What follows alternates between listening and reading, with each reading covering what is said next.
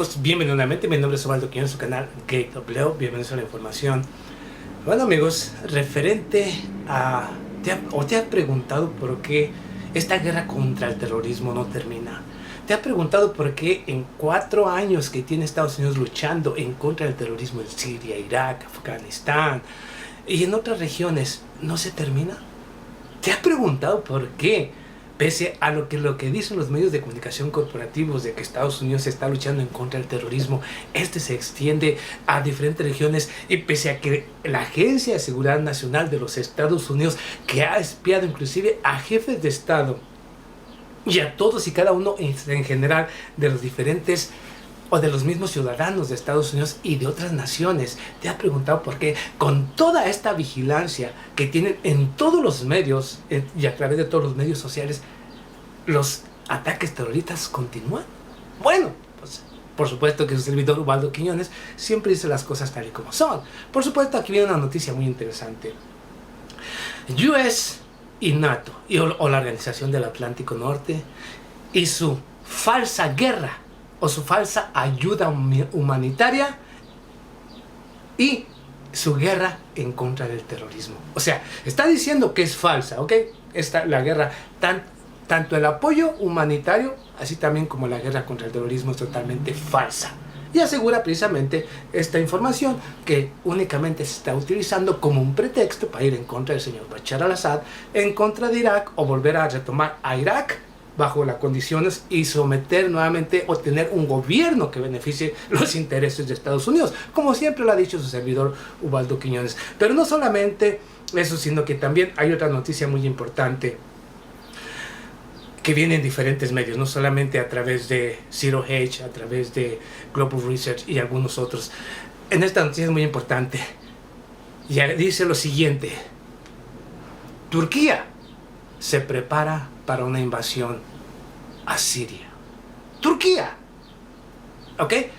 En el área de Raqqa. Por supuesto que Turquía ha sido uno de los principales aliados del terrorismo. Y en lugar de luchar en contra de los terroristas, está lanzando ataques en contra de la población kurda, tanto de Irak y de Siria, que están luchando en contra de los grupos terroristas. El señor Sergei Lavrov, secretario de Estado ruso, nuevamente hoy vuelve a acusar a Turquía de estar proviendo ayuda, así también como armas o elementos químicos para crear armas químicas a los terroristas en Siria. Y el señor Sergei Lavrov ha presentado las pruebas. Por supuesto que los medios de comunicación corporativos, las prostitutas y empty suits en Estados Unidos y Europa han preferido ignorar esas pruebas. El señor Tayyip Erdogan acusa a Rusia de estar apoyando a la población kurda, tanto en Siria y en Irak. Y esta es una respuesta en contra de Rusia por parte de Turquía. Pero no ha presentado ni una sola prueba. Bueno, por supuesto, el señor Tayyip Erdogan nunca presenta pruebas. Siempre dice estupideces. Ese también sufre del síndrome Donald Trump. Dice estupideces que no tienen ningún sentido. Pero bueno, así como les dije yo, con ese síndrome, todos los políticos prácticamente están destinados a ser perfectos dictadores. Eso es lo que sí sean muy buenos, perfectos dictadores como el señor Tayyip Erdogan. Inclusive el señor Sergei Lavrov, secretario de Estado ruso, asegura lo siguiente: Turquía no tiene ni una sola justificación, ni una sola base para realizar una intervención militar en Siria. ¿Por qué? Porque no hay ataques terroristas en su contra. Porque está apoyando al terrorismo de manera abierta. Porque es precisamente el problema y el que sigue entorpeciendo precisamente todos los acuerdos que pudieran alcanzar. Obviamente Turquía continúa con la actitud de seguir siendo el caballo de Troya, que tanto está destruyendo y está afectando a toda Europa, al mismo Medio Oriente y a sus mismos aliados. Pero sus mismos aliados, por una y otra razón, por conveniencia, siguen apoyando a este dictador.